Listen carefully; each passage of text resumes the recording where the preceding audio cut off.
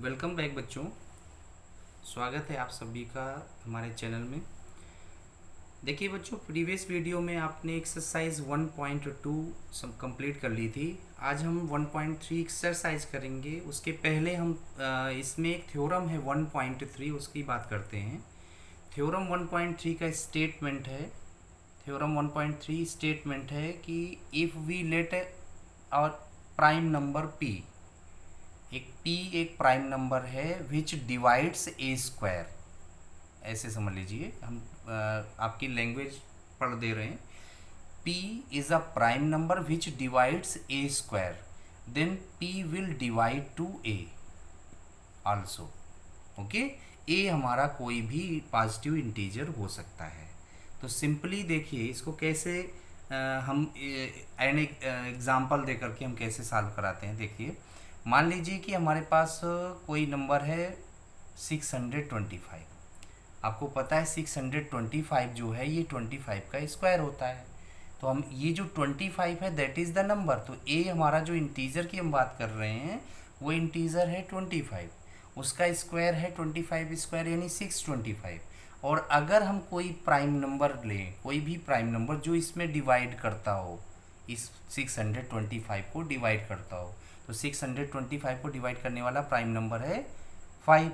तो अगर 5 इसको डिवाइड करता है तो 500% इस नंबर को भी डिवाइड करेगा। यही थ्योरम हमारी है 1.3।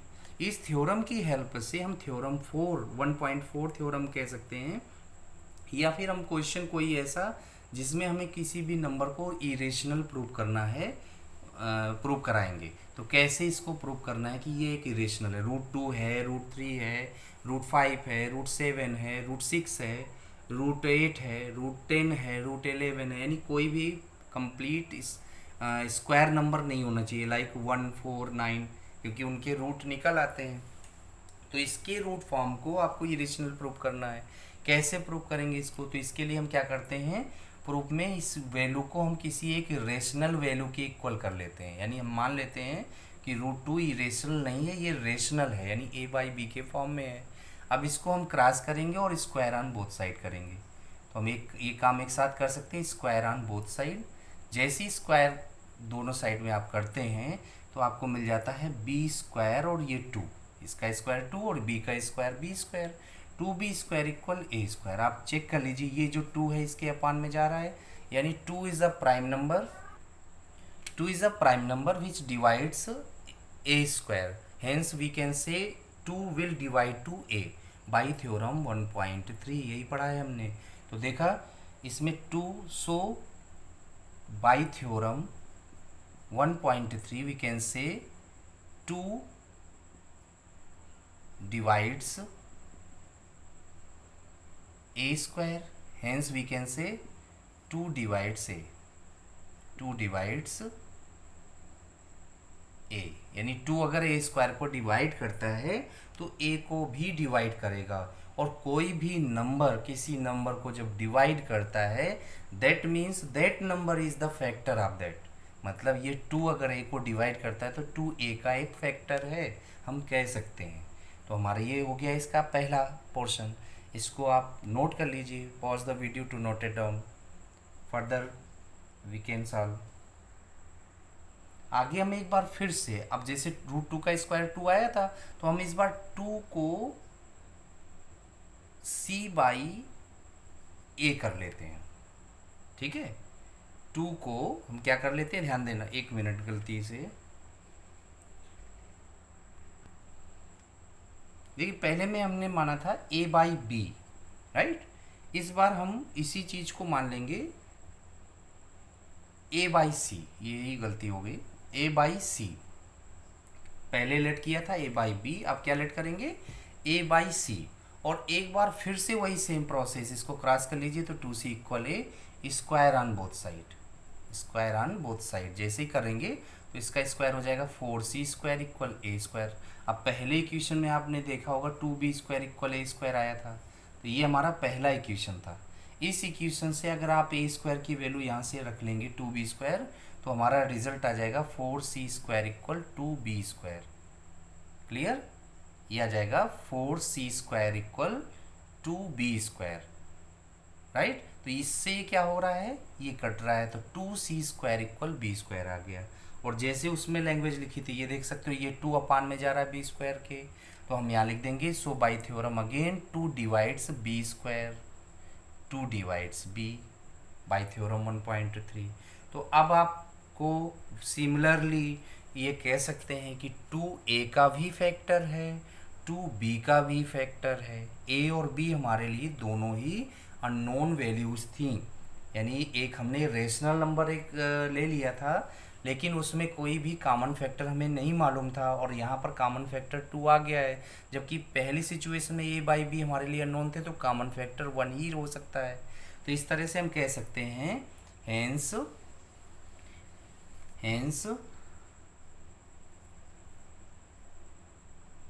2 is common factor of a and b, दोनों के ही कॉमन फैक्टर हैं।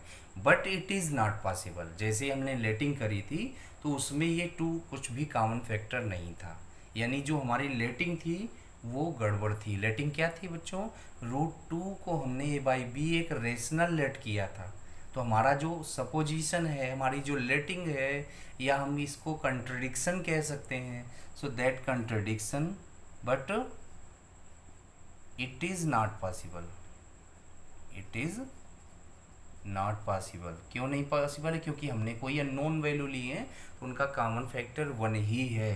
सो दिस कंट्रडिक्शन आपकी लैंग्वेज होगी, दिस कंट्रडिक्शन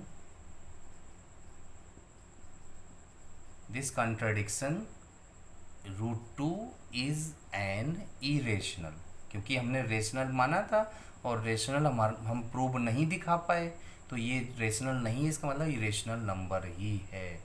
बस हमारी ये प्रूविंग हो गई। अब आप इस √2 की जगह कोई भी नंबर, जैसे √3 को सॉल्व करना चाहो, √5 को करना चाहो, कर सकते हो। बस केवल आपको वही प्रोसेस करना है। एक रफली आपको हम 3 का या 5 का दिखा देते हैं बहुत फास्ट करके।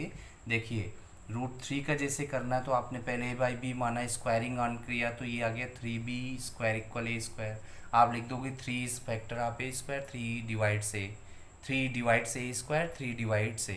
फिर इसके बाद में 3 को a बाई सी लेट कर लोगे, क्रॉस करोगे तो ये 3c इक्वल a, स्क्वायरिंग करोगे तो ये 9c² इक्वल a² की वैल्यू यहाँ से रख दोगे तो ये आ जाएगा 9c² equal 3b²।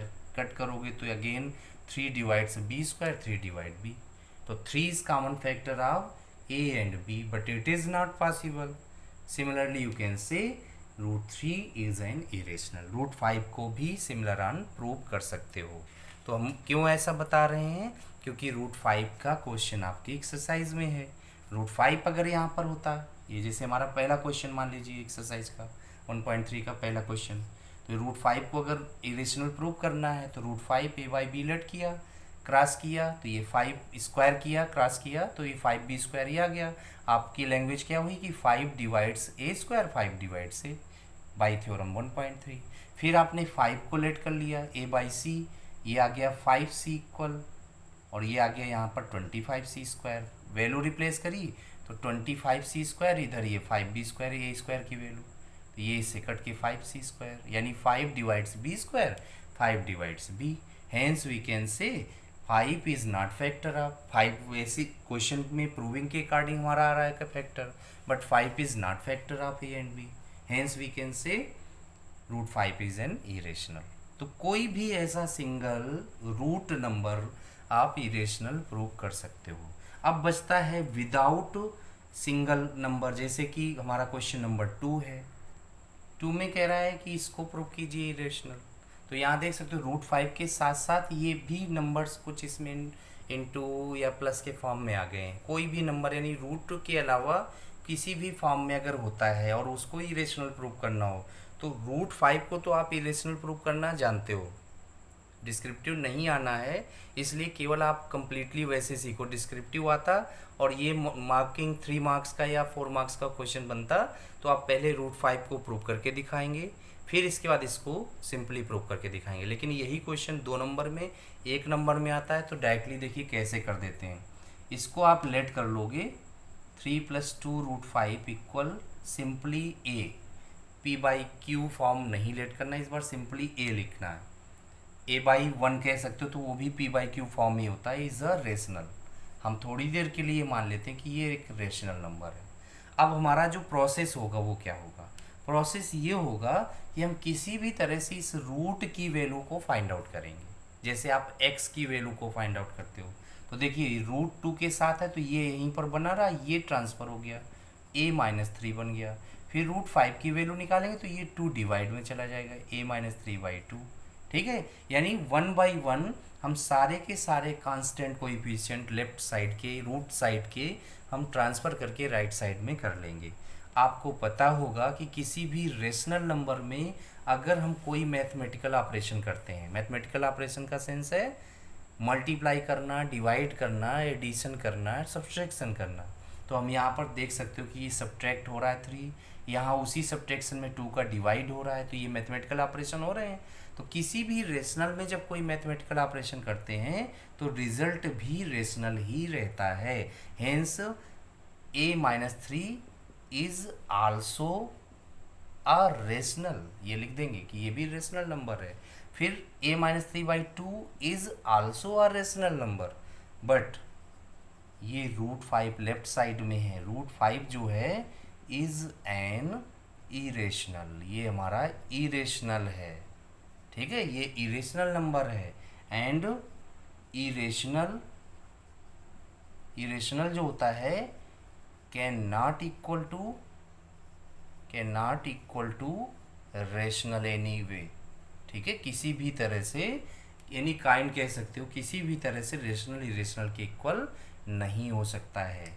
So this contradiction, ये मतलब ये हमारा एक तरह से विरोधाभास हो गया, दोनों ही स्टेटमेंट रॉन्ग हो गए। जो लेट किया वो रॉन्ग हो गया कि ये रेशनल लेट किया, रेशनल है ही नहीं, तो रेशनल नहीं तो बचा क्या? इरेशनल, यानी ये इरेशनल है। सो दिस कॉन्ट्रडिक्शन, या लिख सकते हो so our supposition is wrong, ये दूसरा लाइन होती है, सपोजिशन इज रॉन्ग बोलना, या लिख सकते हो दिस कॉन्ट्रडिक्शन कह सकते हैं 3+2√5 इज एन इरेशनल। ठीक है बच्चों, तो इस तरह से आपका जैसे पार्ट नंबर 3 भी है, 3 में कई सारे पार्ट हैं, आप उसमें से जैसे फर्स्ट पार्ट या सेकेंड पार्ट बहुत जल्दी से समझा देते हैं कि इससे आपकी एक्सरसाइज कंप्लीट हो जाए।